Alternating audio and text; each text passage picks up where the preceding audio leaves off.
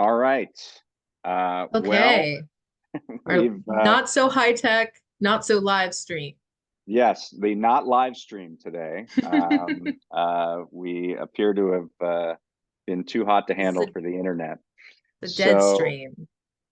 it's the Prospect sort of live, almost live weekly roundup. We wish we I'm were David. live.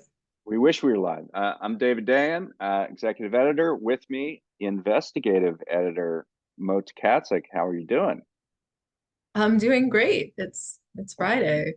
It is. It is indeed. And you've had a big week. We've had a lot of stuff out from you this week, and I want to get into those things first. The first thing is you've been doing just incredible work on this healthcare system known as Steward. You've been working on this for I think close to a year now. About this hospital chain. It was part of a private equity firm, then it sort of spun off. Now it's tied up with this real estate investment trust. And we ran a great piece today, but maybe we should give a little background on the whole Steward Health saga. So why don't you break into that? Sure. So Steward Health is just one of quite a few hospital chains that were sold to private equity firms or rolled up by private equity firms or rolled up by private equity firms and then sold to other private equity firms during the late Bush, early Obama administration. In Steward's case, it was a former group of Catholic hospitals in the Boston area. Mhm. Kind of crappy neighborhood hospitals that tended to have a pretty lower income to middle income payer mix. And a cardiac surgeon named Ralph de la Torre or Ralph de la Torre, I'm still not sure what he prefers, um, came along and took the reins and said, I'm going to turn this system around and we are going to exploit the magic of Obamacare to make a whole lot of money at these hospitals. And um, But he like his got pitch was also like, we're going to disrupt healthcare, we're going to innovate, we're right. going to really, it's going to be much better for the patients. We're going to do well by doing good, right? Yes. Yeah, of course there was that. And everybody believed him. And he also, was a he got himself very embedded in the kind of Boston political scene. He held Right, this huge and very lavish fundraiser featuring Obama for Arthur Coakley, the then AG, who right, famously was not saved by any money that Obama raised for her. right. And When she ran for but Senate, when she lost the Ted Kennedy seat, yeah.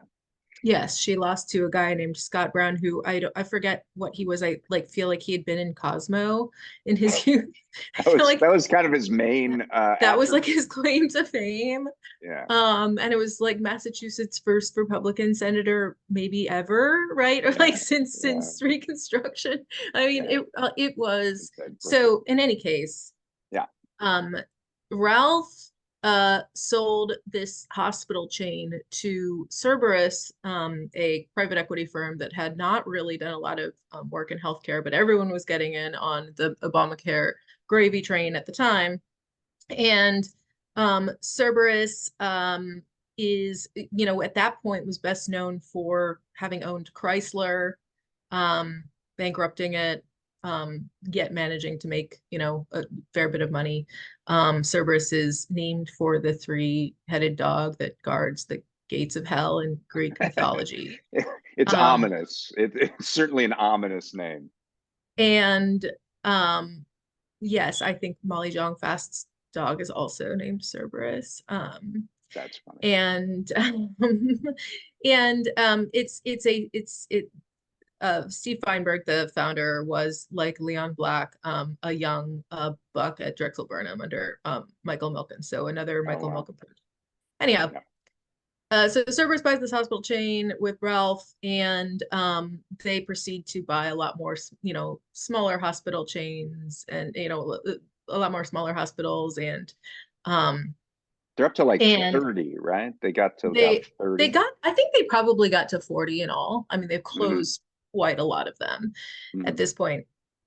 Um, in 20 and there was this, there were these questions because it didn't work out. Now, one of the reasons that it didn't work out, this scheme could have worked out, and here's why.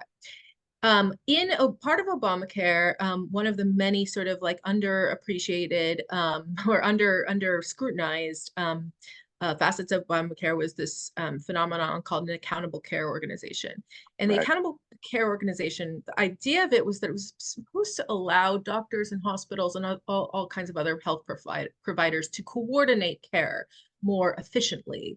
And in order to do that, of course, they needed to be exempted from certain fraud and waste laws, including the Stark Act. So I'm pretty sure that if you file enough paperwork as an accountable care organization, you do not have to comply with this anti-kickback statute called the Stark Act, which prevents physicians from referring their patients to other facilities, like, say, radiology clinic or Right. dialysis You can keep it clinic that in-house. they're owners of.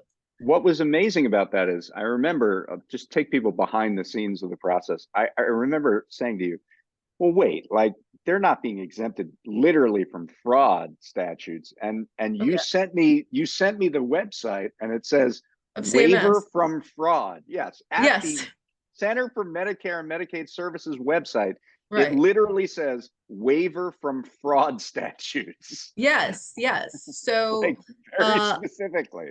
this is, and again, it looks like a lot of paperwork, but it doesn't really, it looks like you pretty much get a waiver. So You just say, Ralph's hey, I'm an ACO, and right. And we're bingo doing this for presto, you're done. efficiency. It's Yeah. all about efficiency and patient care. So um Ralph was very gung-ho about this, and it might have worked, but for a few things. Number one, so his big in the early days, they clamped down very hard on what they called leakage, which is any physician or surgeon who's affiliated with Steward, and they affiliated themselves with a lot of major clinics, medical clinics in Boston at the time.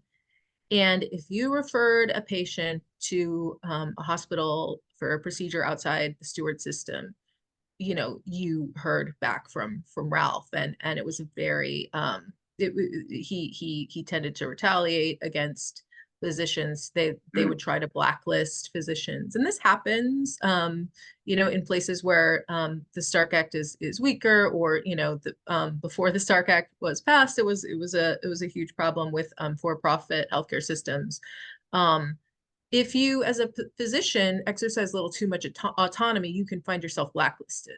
And so that's what he would try to do. And a lot of physicians really, really well, especially surgeons. I think there was like a urologist who was saying, look, uh, there were plenty of procedures that we just couldn't do. We didn't have any of the machinery to do it. We didn't have any of the expertise.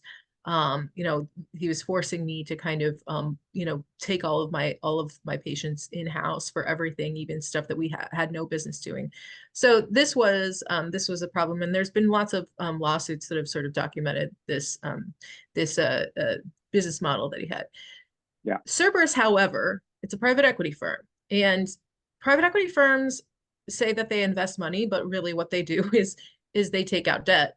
They're really Right. good at getting relatively high interest debt that is really not much of an investment at all, and they needed to get their money out. So Right. Steward very quickly, went from sort of, spending a lot of money to try and make itself seem like a legitimate healthcare system, to not paying its bills, and Right. just sort of selling everything, mortgaging a lot of, they sold a lot of medical office buildings. They And and, outsourced.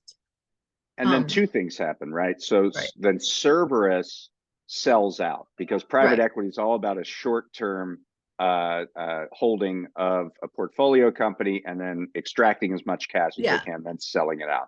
So So they by did that. 2015, yeah. So by Yeah. 2015, Cerberus got in 2010, and by 2015, they're like, we need, I think they'd already collected about $150 million and they had only ever invested $246 million or something Right. along those lines. So not a But by bad payday.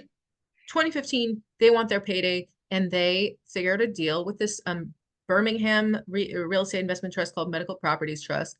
They sell off all of Steward's real estate, all of their hospital Right. buildings and land for $1.25 billion. And Cerberus takes most of that money. Yeah. They And so take by about that point, 800 billion or 800 million, I should say. 800 million. Yeah, well, Yeah. I think that they took $1 billion. The 800 million comes from what their profit was, right? The profit. So, Okay. Okay, great. and I think it was actually slightly more than that, because they definitely at least quadrupled their money. Right. So Cerberus sells out that way, and the hospitals are left with this massive rent bill that they can't pay. So what does Medical Properties Trust do to help them out? They start giving Steward more money. They Yeah. they go into It's more really businesses weird. with Steward. They do an international joint venture and get a contract to privatize the hospital system of Malta. Yeah. They buy a bunch of hospitals in Florida and Texas and Youngstown, Ohio, and Arizona, and Yeah. all of these random places. And they get deeper and deeper and deeper into this hole together. Yeah. And that I brings think us to today, this week's story that you did, right. which really profiled what the impact of this is for an actual hospital, like what it looks like. And what it looks like is absolutely crazy. And tell us about the Rockledge Hospital in Right. near Cape Canaveral.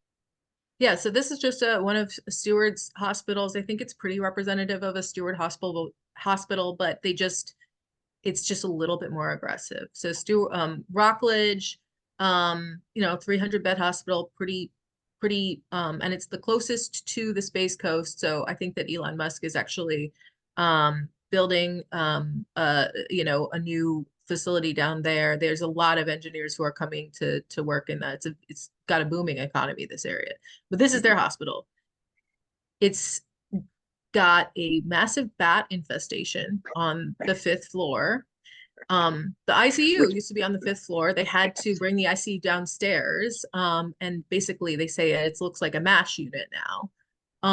Because there's no showers. And the showers and the sinks that do exist are routinely and just constantly clogging up with excrement, human excrement, because there's some massive hole in one of their very old pipes, and they don't have the money to fix it, and they haven't paid any of their bills in a really long time. Right. I mean, So I thought the great thing was that they had this bat infestation, 5,000 bats on the 5th floor, and then the bat exterminators came and they didn't pay them.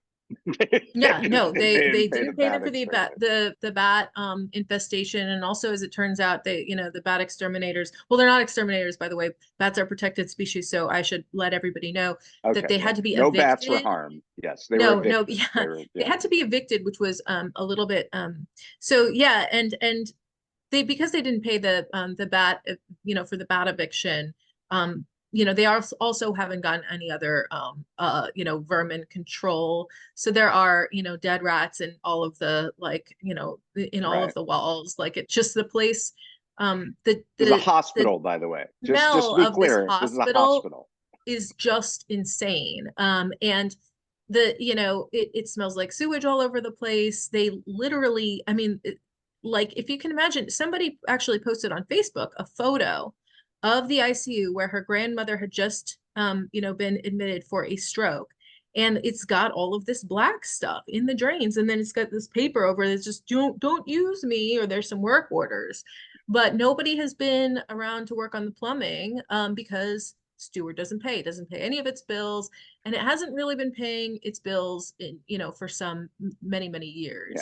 And In fact, you had a great thing in the piece about how, some of the creditors are just repossessing their stuff. And some of them are who you would expect, like the medical device companies right, repossessing their medical equipment, but also, like, in the commissary, Boar's Head repossessed their right. deli meat from this Boar's place. Head, yes. Now that was at a Steward hospital up in Massachusetts. The Boar's Yeah. Head, like a nurse reported that a Boar's Head representative had come to repossess the ham and turkey, presumably.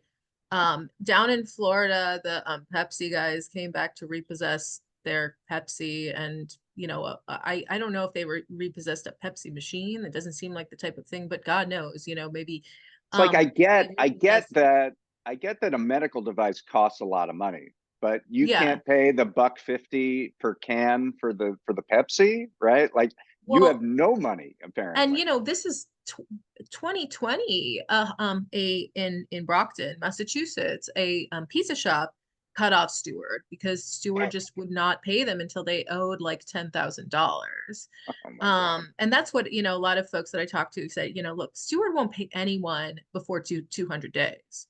200 days to Steward is Right, like 30 days to the rest of the world. So this is a right. problem. They get around it. They basically do sort of like a high class version of check kiting, with all of their creditors. And Yeah, it's a yeah. You had some stories in there about how they were like just random checks would show up, or they would post fake checks to show that they were getting around to paying people. Like, talk about that. the the nurses of Rockledge had been paid one, that this is just one of the stories that comes out, and these nurses have so many stories. It was impossible to kind of fit all of them. But yeah, the one that would come up often is the random pay period that we got our paychecks from this hospital in Utah. Well, They got paid from another hospital another in the Steward hospital. chain. And as it turns out, a bunch of investors in that Utah hospital, or physicians who had invested in the hospital before Steward had purchased it, have sued Steward for diverting money from that hospital to its other operations. And they apparently diverted to $18 million. Another check, there was a St. Elizabeth's Hospital, one of their flagship hospital in Massachusetts. There were many checks that came directly from them to this conduit in Switzerland that was used to pay bribes to the Maltese government. I mean, it is not subtle, right? A lot of Right. what private I equity mean, you does is really difficult to understand. And there's all of this like sophisticated language, and there's all of these really expensive lawyers. And there's a lot of expensive lawyers involved in this too. But they're they're um I mean, they're this sounds much much better at more like feigning compliance with the law. right, And in this case, it's just so brazen and it's right. so obviously wrong. And they have, really made a pattern out of not paying major Yeah. vendors, large nurse staffing firms, Tenet Healthcare, Medco, apparently they owe, $25 million. So So it's very much mafia type stuff. yeah, yeah. I mean, this is like a high level version of shuffling around money, like a pyramid scheme would do. Like, you move money here to pay this guy, and then they're mad, so you take it from the third person and move it over there, and et cetera, et cetera. And you just try to juggle all these balls in the air. But it's starting to come down, right? I Well, right. mean, at least in Massachusetts. So the thing is that, while Steward is not a public company, so their finances are very like impossible to know. Most of their funding, most of the all of the funding that has kind of kept this whole enterprise afloat comes from Medical Properties Trust, which is a publicly traded REIT. And it was a very hot stock for a while there because their dividend is very high. Right now, their stock is so depressed that their dividend is something like 17% or something along those lines. So it's very hot stock. You would see a lot of boosters on Seeking Alpha. And that's where the kind of Ponzi scheme aspect of this whole, the very traditional Ponzi scheme aspect of this whole thing comes in. Yeah, Medical Properties Trust has been loaning money to Steward in various, for various reasons. They'll call it capital expenditures and the joint ventures and whatever, in order to pay its rent, um, and sometimes not to pay its rent, sometimes to pay itself dividends. So when yeah, Cerberus sold out, Cerberus gave Ralph de la Tour a loan, a $250 million loan with which to sell, to buy the company back. Medical Properties Trust ended up, paying off that loan for him. Um, but Ralph went and turned around after that and gave himself or gave Steward's right. shareholders $111 million dividend. We know this because it was sort of disclosed in Medical Properties Trust's 10K, like, like 8 months later.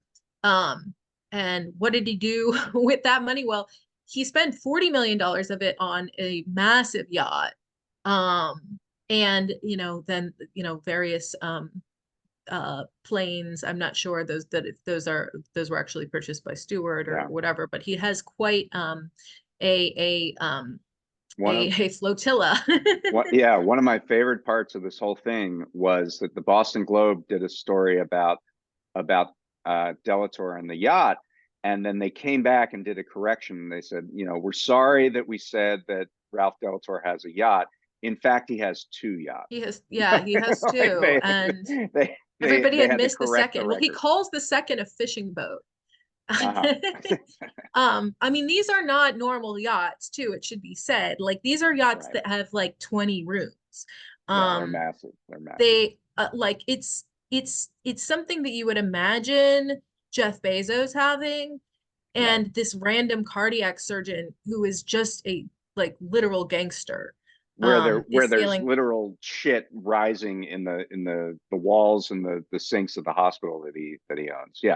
It's a crazy story, and I mean, I think what it shows is first of all, the way in which someone can ingratiate themselves to the political elite, expect that regulators aren't paying attention, and even when they do, that they can be sweet talked or bought off. That this can perpetuate within the healthcare system. One of the things that's in the article that you mentioned is that this hospital that we've been talking about with the bats and the shit and everything got an A rating from this thing called Leapfrog, which is, I guess, not quite it's sort of quasi-private, right? It's sort of a regulator or an accreditor of hospitals, and it got a the highest score, despite all of these problems. And it's part of that is because they do this kind of patch up job anytime they know that the regulators are coming, the inspectors are coming, right? This is something that Steward was apparently very good at, and they're not really good at a lot of things, but they had a team that was very good at compliance. And that's the other thing, is that most hospital inspections are conducted by a private entity called the Joint Commission on Accreditation, and the Leapfrog uses their data and then other data that they provide, and they are again, another nonprofit. They rate hospital safety, and their scores, I mean, sometimes they're you certainly wouldn't want to go to an F-rated hospital, but there's a lot of dodgy A-rated and perfectly good C-rated hospitals out there. So it's kind of a bit of a mystery. I mean, you can kind of get into that. That's a whole nother story. But Steward was apparently very, very good at preparing for these visits, which are announced. And that's the other thing, is that CMS is actually not allowed to inspect hospitals, something that Trump learned during COVID. CMS, JCO, the Joint Commission, has to do that unless there are, complaints that I think rise to the level of probable immediate jeopardy of safety of patients. So CMS can conduct hospital inspections if they've got a lot of complaints. I didn't get the sense that they had, though, conducted any inspections of. Now, I have tried to FOIA this, and that is, again, that's a really long process. I FOIA'd all of this stuff because the OSHA's been there and the Florida Health Department has been there. But I mean, this is, a bat infestation is a real risk for starters, I mean, obviously we know a little bit about bat-borne infections. A patient, the bat was actually first seen by a patient who thought that it was in, I think, on a lot of drugs, and thought that it was a giant grasshopper. He had to get tested for rabies, right? I guess as soon as he passed the test. But there's also an autoimmune disorder called histoplasmosis. There's nurses there who Yeah. think they have it. It's a complete, Yeah. it's just chaos. Florida has been really not, whereas this has been in the headlines like every single day in Boston for the past 2 months. Florida, where Steward owns 8 hospitals, it's been crickets Yeah. or Yeah. bats, Bats. whatever. Yeah. It's been bad. Yeah, it's Um, so that's yeah. that's the other thing is that, and they own another 5 in Texas. This They, is, they seem to be trying to effectuate a kind of transfer of their business down to more friendly regulatory climates. But it's a great story. It's called Scenes from the Bat Cave. It's at right, prospect.org, and you can check it out there. And you can check out all of Mo's work on Steward also at the Prospect. Particularly if you go to our Business of Healthcare series, which is just prospect.org/business of healthcare, and you can find everything. So I want to move on. Maybe just so we get some other things in here, we can talk right. about this campaign, this uncommitted campaign that we saw in Michigan. Finally, entail something that there's been some contested discussions over whether this was a victory for this movement or not. From my perspective, the last 3 elections where uncommitted is kind of always an option on primary ballots in the state of Michigan. The last 3 elections, every single election, it's gotten 20,000 votes. It doesn't matter if Barack Obama is running unopposed, or it doesn't matter if there's a contested primary in Michigan. It always gets 20,000 votes. And this time, it got over 100,000 votes. And regardless of what the percentages were or how many people turned out, it got 100,000 votes. And in a 3-week campaign with $100,000, I mean, it was like $1 a vote they got. And it in places like Dearborn, uncommitted beat Joe Biden.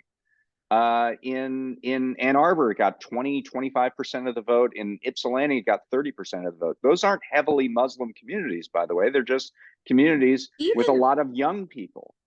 So, on Tuesday night, I was checking all, the returns as they came in, and there were very few counties who dropped below 10% for uncommitted.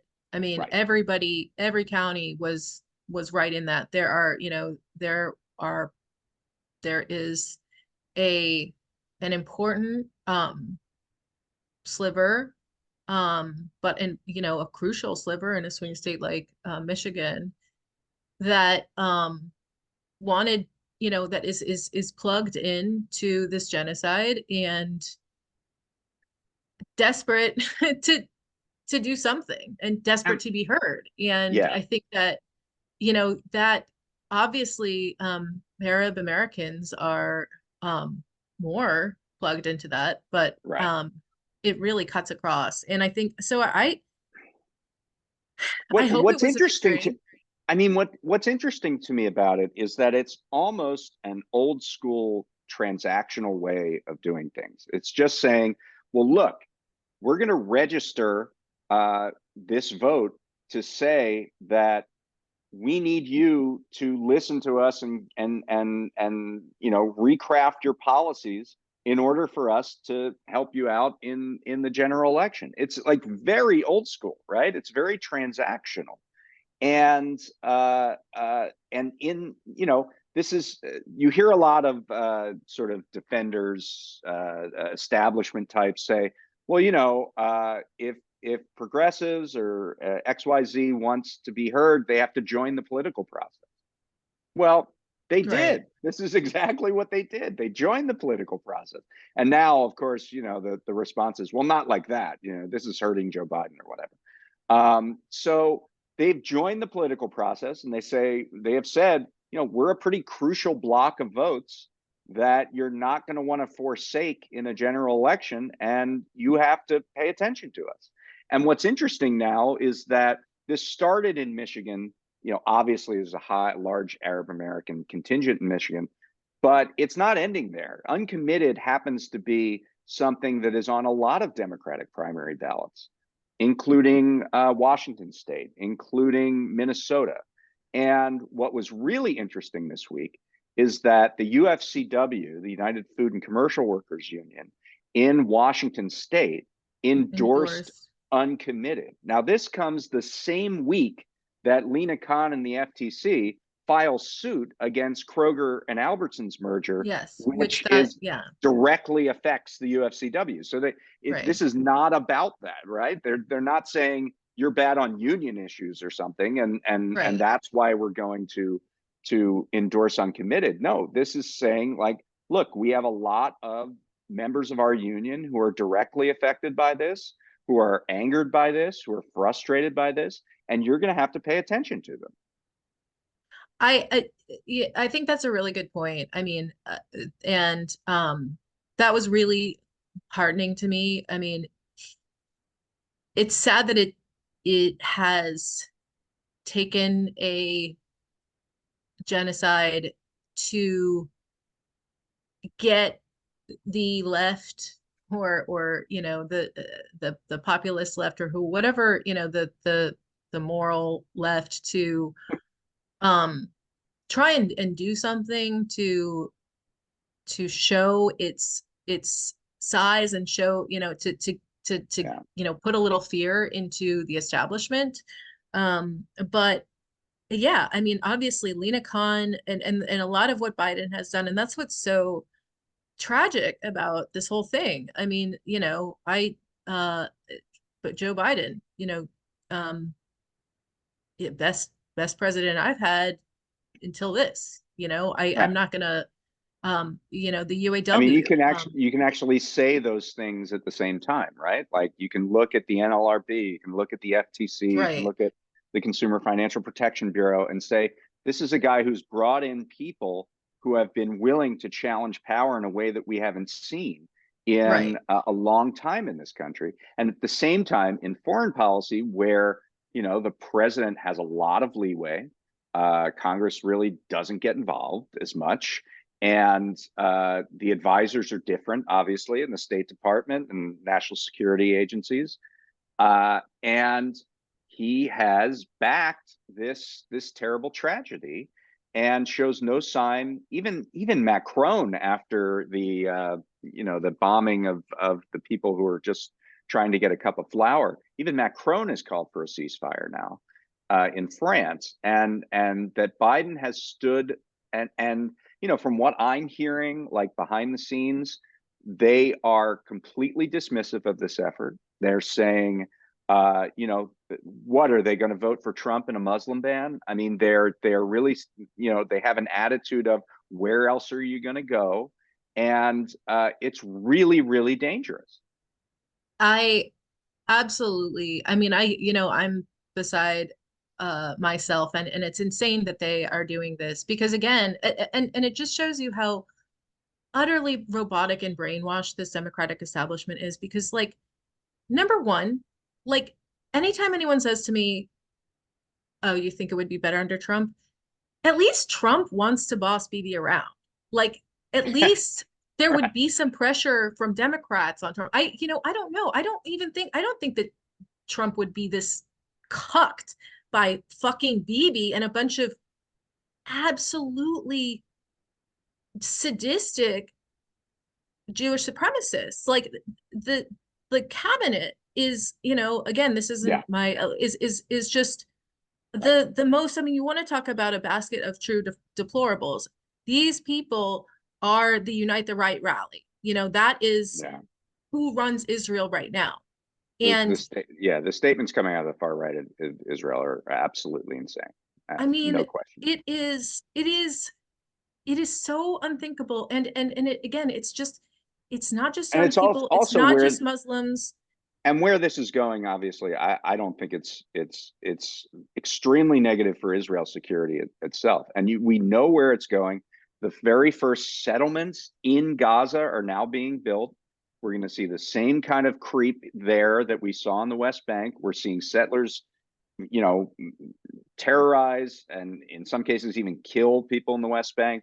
Uh, Israeli security is going to be harmed by this fanatical cult that is on the right flank that is essentially wanting to eliminate and cleanse all of Judea and Samaria, and the Arab world I don't think we're going to see a lot of restraint once this the true aims are clear and known. So the fact, it just feels like 68 all over again, right? I mean, it feels like you have a stubborn president on foreign policy that is undermining its own domestic achievements with a blinkered strategy that is anathema to a very large and growing segment of the Democratic base. I mean, it just Sure. feels And like 68. yes, except, there were a lot of options, right? There were a lot of primary, there was a lot of actual debate happening about this Well, stuff in LBJ 1968. took off. Yeah, I mean, we're at And March then 1st. I mean, LBJ got out March 31st of okay, 1968. So, we're 1 month away from that point at which, then it became a different story. sure. But of course, we But didn't I have real mean, primaries then. there was no, we don't have a Eugene McCarthy. We don't even have a Cornel West, Right, we don't have, obviously we don't have, a Bobby Kennedy. We right. don't have, like there is, so that is, But I it think what is happened in weird. 68, I think what happened in 68 can inform like what would happen if Biden said, made an LBJ speech. Because what did they do? They just elevated the vice president, who was torn between loyalty toward the president in terms of Vietnam policy. Humphrey didn't know, for most of that election, he kept with the bombing strategy in Vietnam. Only at the very end did he say, okay, I'll suspend the bombing. This was like 2 weeks before the election. And if he did it a week before, he probably would have won and beat Nixon. As it But is, also he came very, very Nixon close. promised to bring the boys home, right? I mean, that was another thing, is that Right. Nixon And then sort there of, was this whole secret thing where he was yeah, sabotaging where the he peace didn't, and plans. because they had he needed to bring home Right. I it's mean, bring home the hostages. I mean, there I are, mean, I think Trump will just say, I can get this work done in a second. I just get everybody in the room and make a deal. He's not going to say, I'm going to bring peace to the Middle East, but I think he'll say, I'm the only one that can make a deal. That will be his strategy in the general election. And, faced with someone with foursquare support for Israel, I think that's going to be a hard comparison. yeah, I don't really know. I mean, my husband is already, just basically like he's made up his mind. Like he'll vote for Jill Stein or he'll vote for whoever.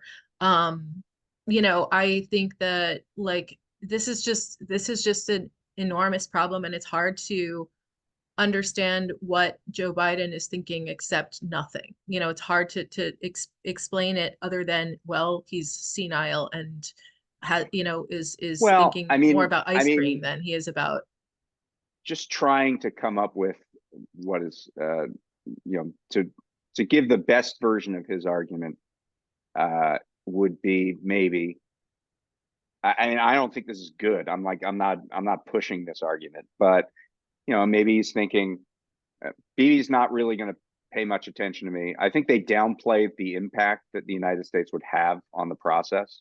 And there might be a feeling that I'm going to lose more people to my right than I would to my left, which I don't agree with either. But I think if you look at the fact that when Biden was out here just a week or so ago, what home did he hold his fundraiser in, which was $250,000 a plate? It was Haim Rammstein? Saban. It was Oh, Haim Saban, and who has called himself a single issue voter on Israel. So a lot of this is about fundraising the donor bases. A class. lot of I it mean, is that's about the donor class, and I don't even think that's a charitable interpretation of what Biden's doing. It's not a good interpretation, but it's an interpretation. No, I mean there's an extent to which it makes sense when you think about the donor class, and you also think about how organized they've been in terms of, absolutist backing of Israel, this anti-Semitism clampdown, and embracing, um, Right. misinformation. So I think that like that, but it's another one of those things which is like, but like Mark Rowan was never going to back, Joe Biden. Right. Like Les Wexner, all of these, what's her face, Sheldon Adelson's widow. These were not, these folks were not, going to back you. It's really, I mean, it is really, I don't understand with the, the just absolute love for painting Trump as like a white supremacist. There hasn't been just like more of an understanding, like, well, that's what this guy, Bibi is, and we, like we Right. to like an I mean, effort on the part of the if Democratic establishment to if you're like, talking about threats to democracy, I mean that yeah. seems to be the main thing that is used as the cudgel to say vote for Biden because of the threat to democracy. Bibi Netanyahu is the biggest threat to democracy right now. I don't think there's any question, not just because of the impact on the American political system, but because he's trying to use the Supreme Court in Israel to get out of his personal indictment and his personal corruption. So it's I think it's I don't really see a good way out here. It does not look like Biden's going to listen to these protesters. Maybe if the vote counts grow in subsequent states, then there'll be a different conversation. But I don't. I also don't think that an Ezra Klein fantasy scenario of an open convention would lead to anything particularly good either. This is about the main segments of the Democratic Party having being really between a rock and a hard place on something that where nobody seems to have any moral clarity. And so I just think it's a really it's it's so damaging because there next week we're going to have the State of the Union address, and Biden's going to talk about a lot of the things that people like you and me have been talking about for quite a while, like corporate efforts to price gouge and high prescription drug prices and raising taxes on the wealthy. And he's going to bring all of that into the conversation.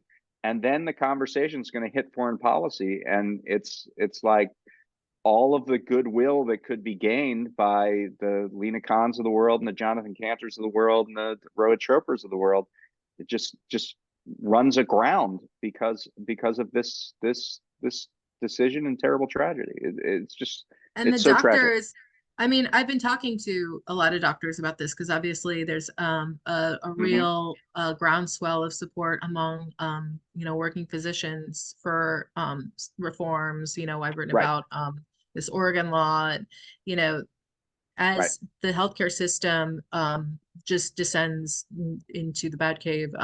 There's a lot of physicians really interested on both, on all sides of the political spectrum, interested in trying to figure out how to reform it. And, the FTC has been extremely, helpful to these guys. They're all huge, and women, of course, they're all huge Lena Khan fans. But, they were, one of these physicians was asking me the other day, like, what do we do if Trump wins? Like, is there, I know there are Republicans who believe in antitrust. Like, do you think that like yeah, he'll totally gut the FTC? And it's like, yeah, I mean, and the sad thing is that there isn't Trump ideologically, um, I just don't know of any efforts to even sort of hedge our bets with a right. moderate Trumpist, like to an actual like Republican populist. Right. a faction. So it's Oh, going I to mean, be, I think it's clear from when Trump was in office yeah, and who he put in office that to the extent that he cares about antitrust, he that the cares about it. machine, yeah, the He cares Republican about deep it as a state, way to punish corporate antagonists. You know, I mean, and right, he doesn't like Jeff Bezos, so that might be good on that score. But if he likes Peter Thiel, then Peter Thiel, his companies are going to be able to, consolidate with the bandit. So it would be a completely different atmosphere and landscape, and right. not And one, not one that I'm everybody hoping for. wants to get work done. Like everybody wants, but that like if this comes to a grinding halt, Yeah. I don't know. Well, unfortunately, we don't have Very depressing. anything to salve people with on this, but we are out of time. Thank you, We didn't Mo. even get to Kate Middleton, which I Oh no, prepared maybe myself next, for. time. So maybe she'll be Okay, cool. okay. Have a great Well, weekend, everyone. thanks a lot, and we'll see you next week on the weekly roundup. This time live, I promise. I Right. promise. We'll figure it out. We'll get the bugs kink worked out. All right. Thanks a lot. See you.